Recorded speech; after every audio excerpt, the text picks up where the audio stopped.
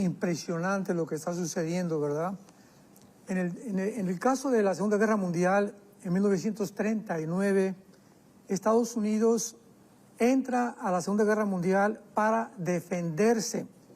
No inició Estados Unidos la Segunda Guerra Mundial. ¿Qué sucedió? Que Japón atacó la base naval en Hawái, en Pearl Harbor, en 1939, y pues deshizo casi toda la base naval de Estados Unidos, portaaviones, destructores, etcétera, etcétera. Y en respuesta, el presidente de Estados Unidos le declaró la guerra a Japón.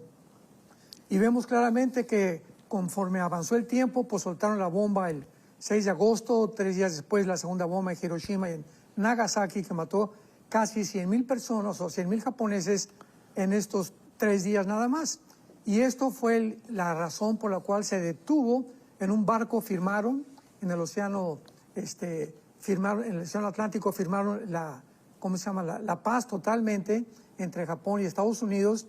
Y de ahí en adelante, pues la guerra completamente tuvo un cambio excepcional.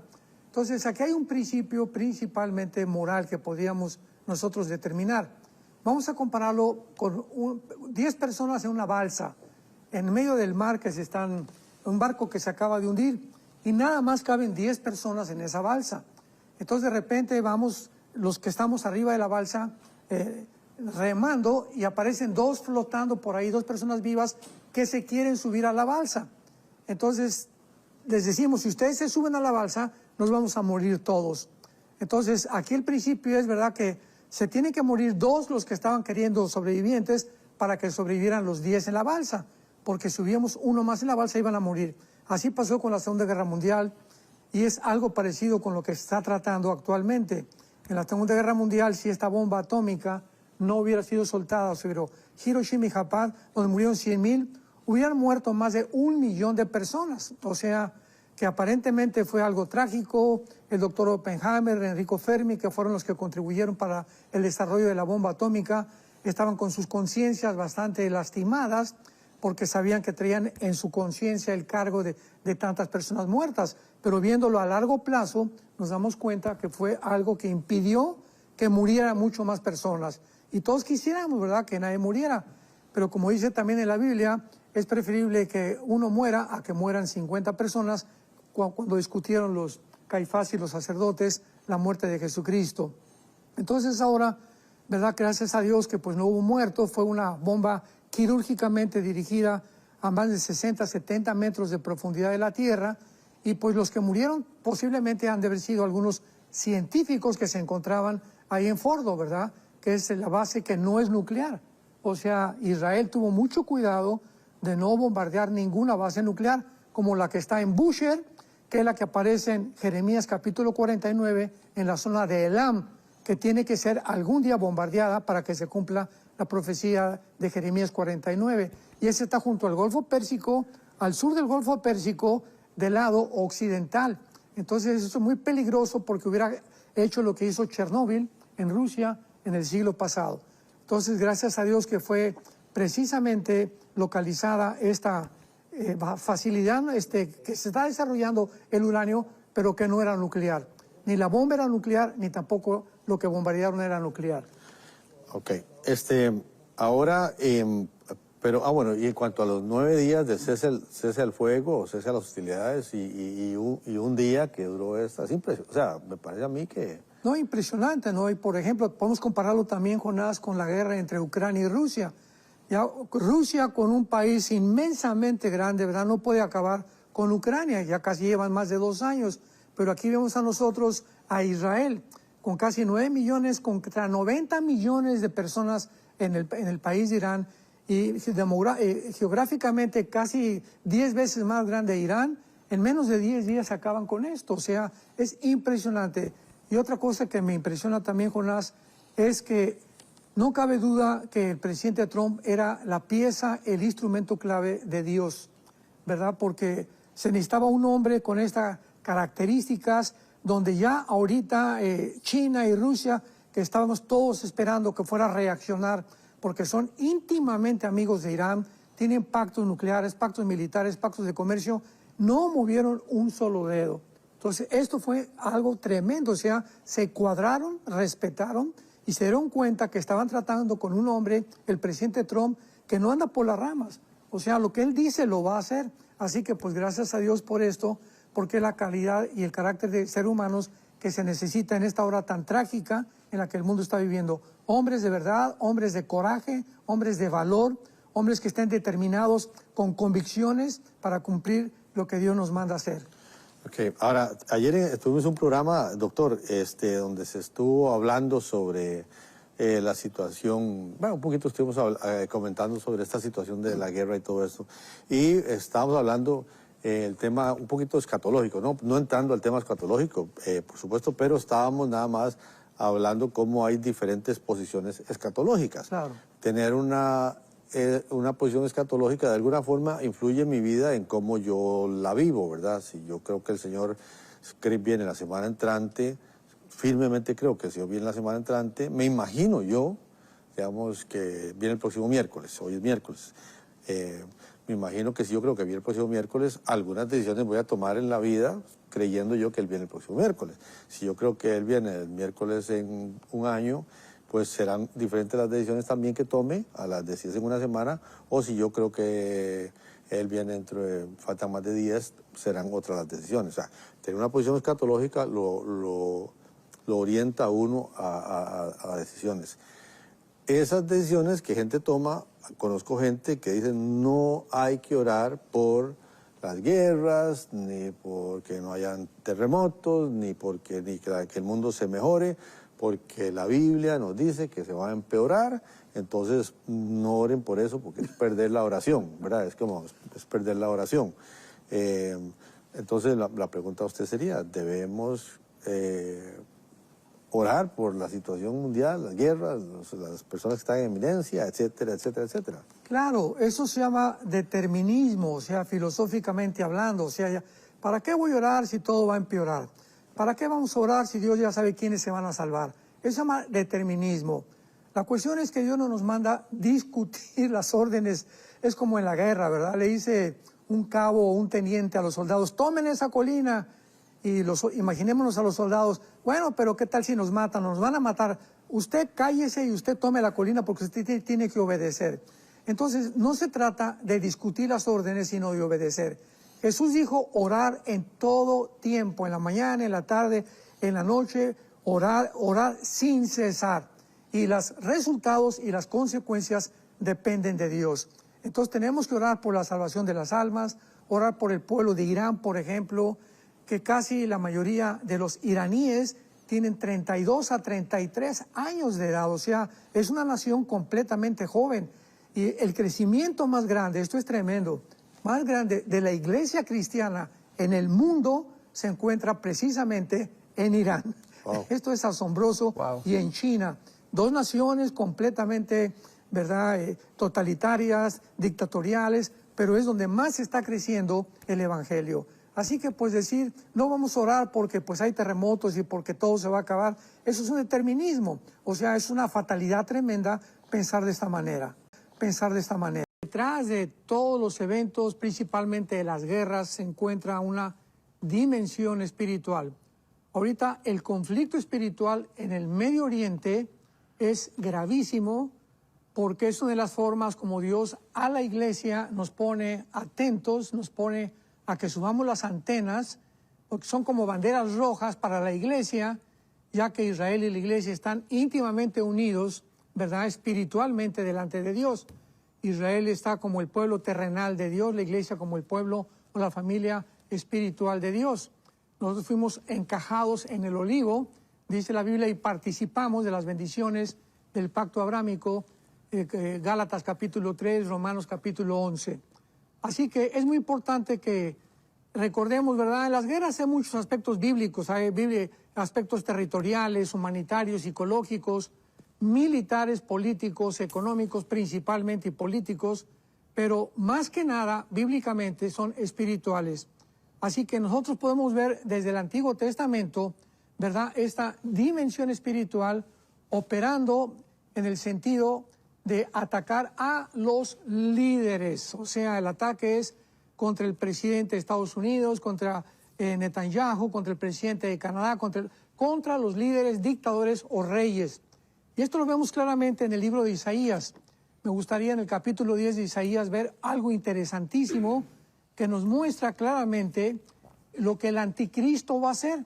Y esto lo podemos ya aunar con lo que está sucediendo, y cuando unimos estas piezas del rompecabezas, pues tenemos un panorama un poco más específico, más claro, para que podamos nosotros entenderlo. Por ejemplo, dice en Isaías capítulo 10, versículo 13 y 14, hablando del anticristo, porque dijo, con el poder de mi mano lo he hecho, con mi sabiduría, porque he sido prudente. O sea, esto es lo que el anticristo está hablando y lo está repitiendo aquí la Biblia, que es lo que él va a decir.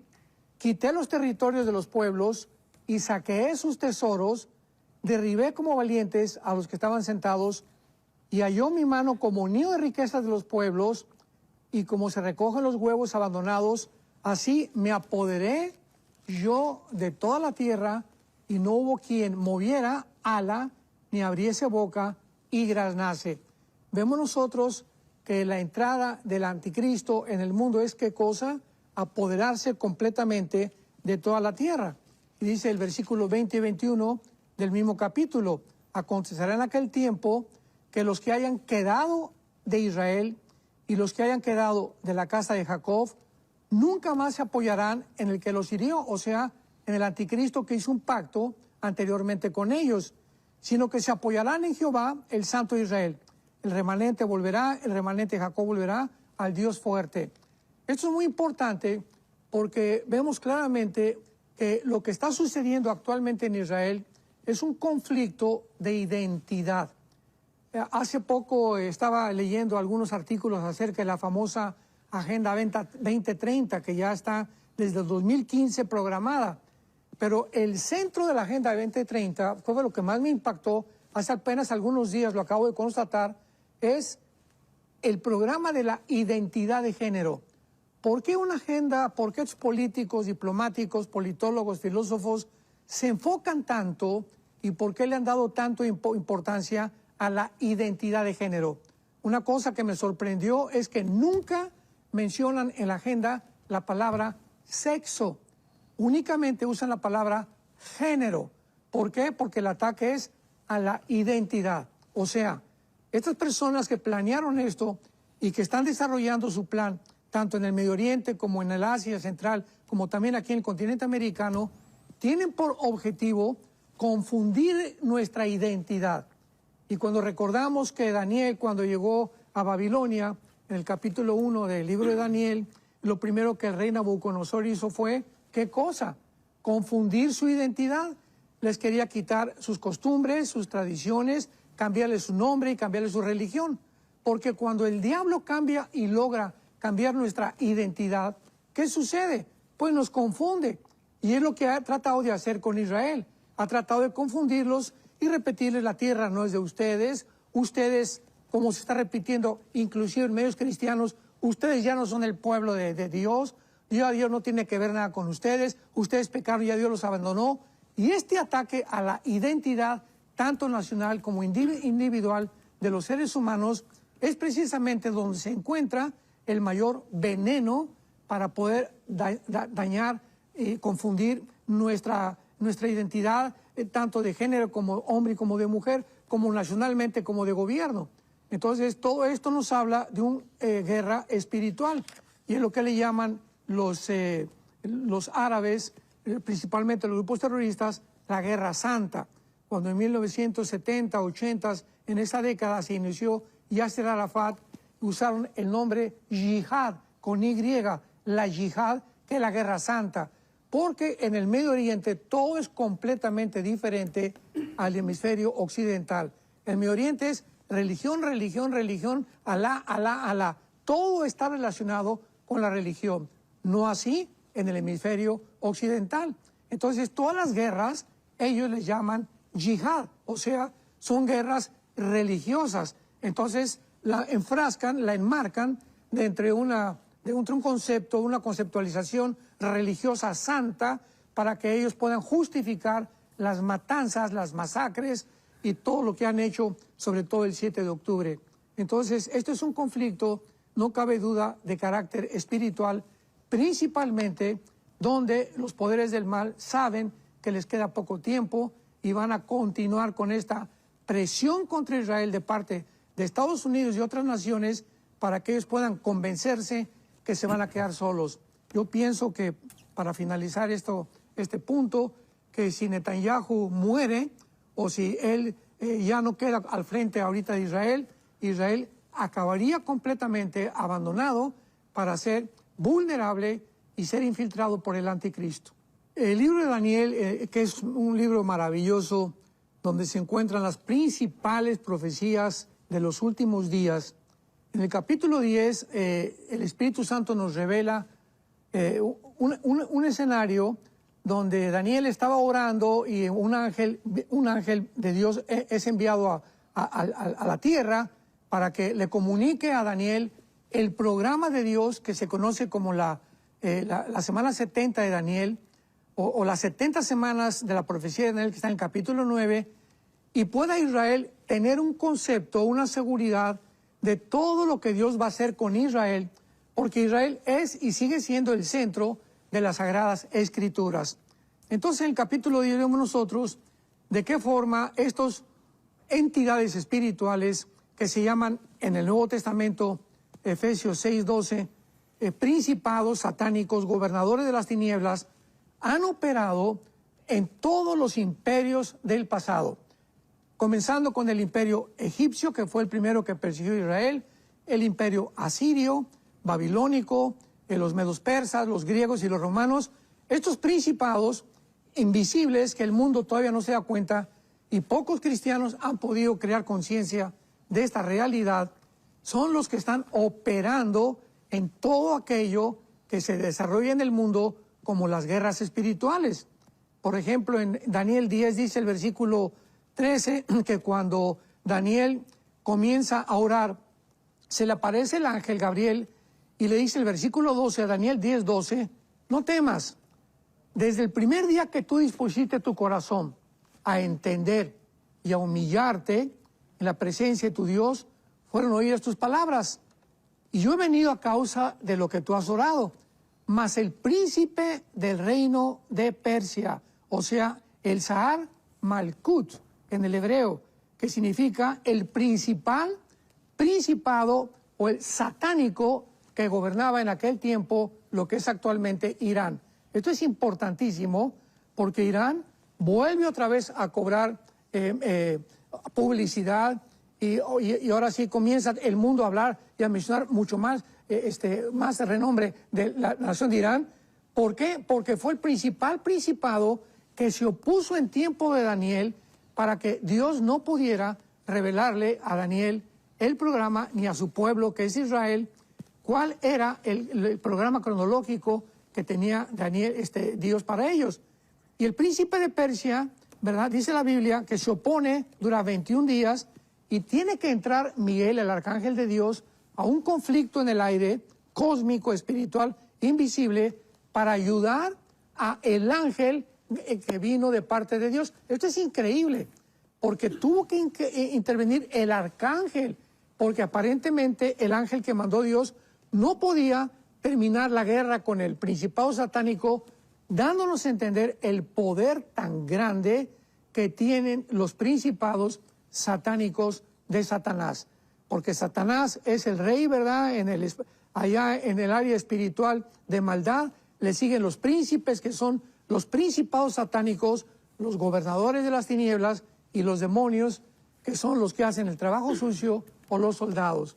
Así que estamos nosotros ante un conflicto muy, muy grande en el mundo, porque si Israel ahorita es el centro de la atención, porque lo es, ahorita todo el mundo está con los ojos en el Medio Oriente. Qué interesante que la Biblia otra vez lleve al mundo secular a poner la atención en el Medio Oriente, porque ahí se vuelve a centrar otra vez la guerra espiritual, la que podemos nosotros discernir y ser dirigidos mientras pongamos atención en este tiempo que nos encontramos en las profecías bíblicas. Es importante recordar que pasaron 2000 años en el exilio de Israel, desde el año 70 después de Cristo hasta 1948, 2000 años donde Israel no tenía soldados, no tenía ejército, no tenía tierra.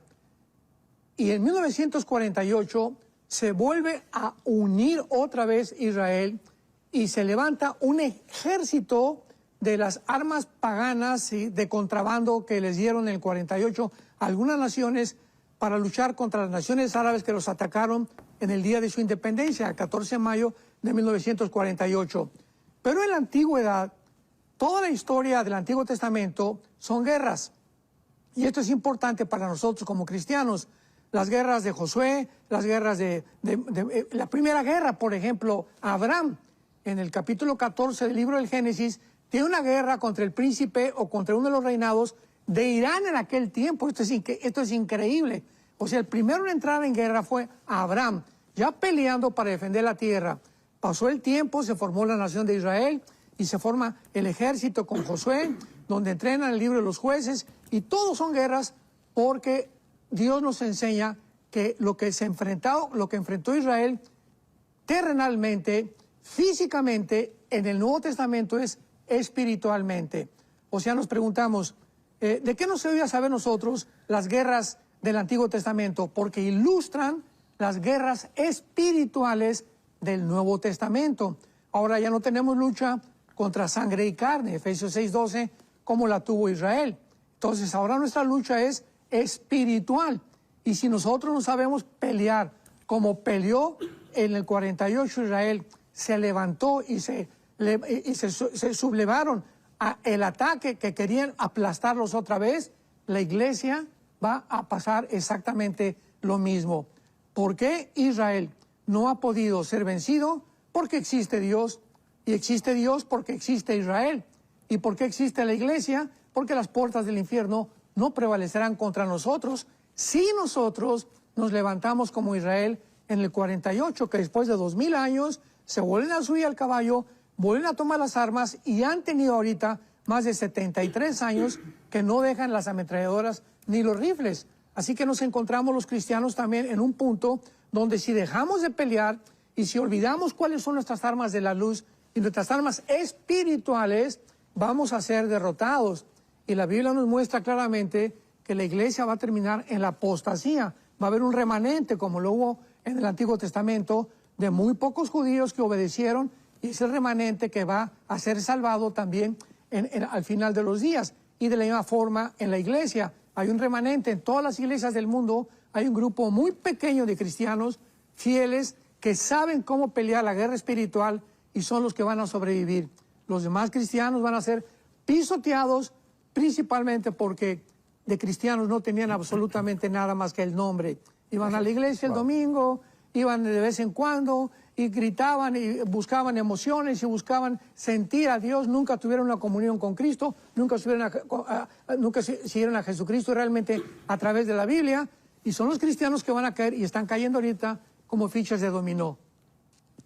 Por ejemplo, en el capítulo 14 del libro de Isaías, versículo del 12 al 14, nos habla claramente de la caída de Lucifer, que significa la lámpara o la luz de la mañana o el que alumbra. Dice, ¿cómo caíste del cielo, oh lucero, hijo de la mañana? Cortado fuiste por tierra, tú que debilitabas a las naciones. O sea, desde el principio, desde la caída de Lucifer, el blanco han sido las naciones. ¿Por qué? Porque es más fácil a Lucifer controlar a un hombre, a un gobernante, o a un dictador, o a un rey, que a todo el pueblo. Porque si controla al gobernante, el gobernante en las manos de Lucifer, puede Lucifer tener el control del pueblo también. Entonces, esto es lo que ha pasado en el siglo XXI también. Nos encontramos actualmente muchos gobiernos como Irán, donde la iglesia está creciendo de una forma impresionante.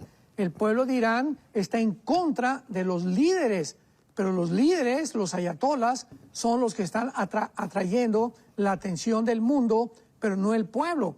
Pasa en Cuba, pasa en Venezuela, pasa en cantidad de naciones donde los venezolanos son preciosos, los cubanos son preciosos.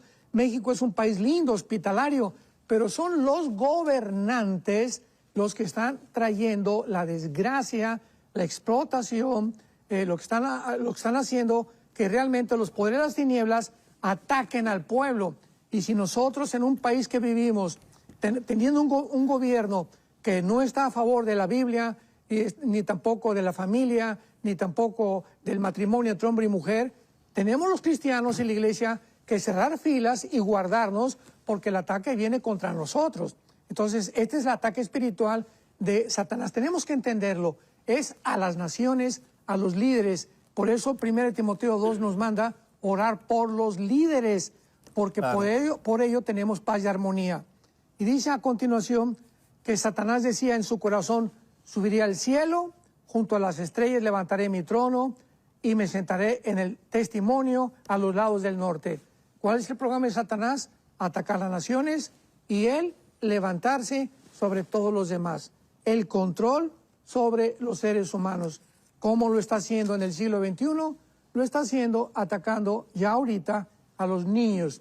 Ahorita con la ideología de género, el ataque es devastador contra la infancia. Es un ataque sangriento, es un ataque donde si él puede lograr que se decrete la pedofilia en las Naciones Unidas en los próximos meses, pues va a ser devastador el ataque contra la familia, porque ya ahorita atacó el matrimonio, ya redefinió el matrimonio, ya atacó el género, ya redefinió el género, ya se va contra los niños para decirles a los niños que no son lo que ellos han nacido.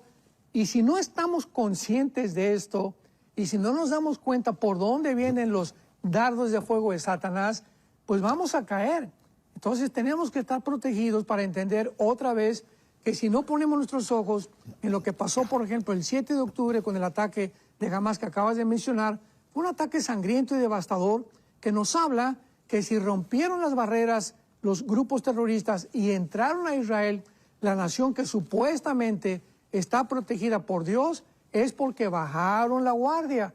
¿Y cuál es el mensaje a la iglesia? Que nosotros, el que piensa que está firme, mire que no caiga. ¿Por qué caen muchos? Porque creyeron que estaban firmes. Olvidamos ya nuestras devocionales, nuestra lectura de la palabra de Dios, nuestra relación íntima con nuestra esposa, que tiene que ser santa a los hijos de Dios, transparente, no engañosa, como dijimos en otro programa. Y todas estas cosas nos hablan que igual que como se viene contra él, se viene contra la iglesia. Así que esta es la relación que existe, que no se puede hacer a un lado ni marginar, porque es paralelo lo que le sucede a Israel a lo que le sucede a la iglesia. Desde el primer imperio y todos los principados, todos los imperios que se han levantado, repito, asirio, egipcio fue el primero, asirio, Babilonia, Medo-Persa, Grecia, Roma, todos atacaron a la nación de Israel. ¿Coincidencia? ¿Accidente? De ninguna manera, porque aquí no hay accidente ni tampoco hay coincidencias. El blanco siempre ha sido el pueblo de Israel. ¿Por qué? Porque es el pueblo que Dios escogió para que a través de ellos sus propósitos, sus valores morales y espirituales pudieran ser difundidos en las naciones occidentales que somos nosotros. Así que ahora el occidente está contagiado y está contrarrestando este beneficio que hemos recibido del pueblo judío para volver a aplastarlo junto con el mundo oriental y ponerse de acuerdo en terminar y exterminar finalmente la nación de Israel, cosa que nunca lo van a lograr bíblicamente. Así que todos estos principados tienen como objetivo el pueblo judío. Y ahora dicen en Apocalipsis capítulo 12 que cuando Satanás vio que la mujer, ¿verdad?, se iba a esconder, entonces fue contra aquellos que siguen los mandamientos de Dios. Vemos aquí unido en el Apocalipsis al pueblo cristiano con el pueblo de Israel. ¿Por qué? Pregunta, Satanás en el Apocalipsis persigue a los judíos y a los cristianos. ¿Por qué no a los musulmanes? ¿Por qué no a los budistas? ¿Por qué no a otra religión? ¿Por qué Apocalipsis está dedicado a la persecución de judíos y de cristianos? Me refiero a los que se conviertan, desde luego, en la tribulación.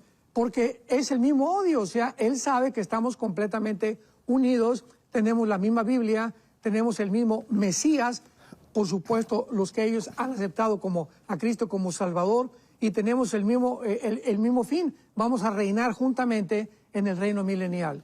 La primera promesa de Dios, Génesis 3:15, fue a la mujer. Tu semilla, o sea, la semilla de la mujer, va a ir en la cabeza a la semilla de la serpiente, Nahash, en el hebreo, que significa un ser de luz, un ser resplandeciente. La palabra que se tradujo serpiente en Génesis 3, Nahash, en el hebreo. Y la semilla de Satanás iba a herir en el calcañar o en el tobillo a la semilla de la mujer. Entonces vemos nosotros que cuando oyó Satanás esto, que venía una descendencia humana a través de la mujer y que a través de esta descendencia humana, genéticamente hablando, vendría el Mesías, el Salvador, el que iba a darle el golpe final a él. Satanás se enfoca completamente en el Antiguo Testamento en la descendencia genética de la mujer. ¿Y qué cosa hace? Llegamos a Génesis capítulo 6, donde la Biblia nos muestra que hay una invasión de principados satánicos contra las mujeres. Esto es muy debatible, ¿verdad? Porque muchos han dicho que pues los hijos de Dios no son los hijos, no son los ángeles caídos, sino que son la descendencia de Caín, etcétera, etcétera. Algo que es imposible porque no se puede ni sostener teológicamente ni tampoco bíblicamente, ya que los hijos de Dios es el término Ben Elohim, que en todo el Antiguo Testamento se refiere a los ángeles y principalmente a los ángeles caídos, principalmente en el libro de Job. ¿Qué hacen estos ángeles caídos? Tenemos que abrir los ojos y darnos cuenta del poder tan grande que tienen de poder ellos intervenir la genética. Entonces, hubo algo ahí entre los ángeles y las mujeres, que las mujeres se embarazaron, así literalmente, dice la Biblia en el versículo 4, había gigantes, también después que se llegaron los hijos de los hombres a las hijas de las mujeres y les engendraron hijos. Y esta palabra engendrar, yalad, en el hebreo, es parir. O sea, de alguna manera, ellos pudieron alterar la genética humana para producir gigantes de 4 metros con 12 dedos en las manos y 12 dedos en los pies. Esto es el primer ataque genético para tratar de impedir que naciera genéticamente el Mesías, cosa que pues no lograron.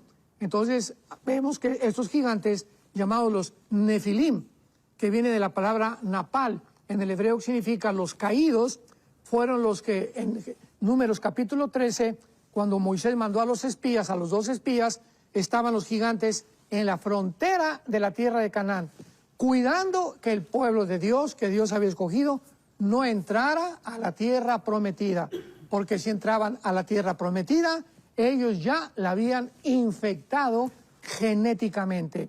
Todas las tribus cananitas estaban infectadas genéticamente por los Nefilim. Así que cuando vieron a los gigantes, se espantaron y llegaron con Moisés y le dijeron: hoy hay gigantes impresionantemente grandes que nos van a impedir entrar a conquistar la tierra de Canaán.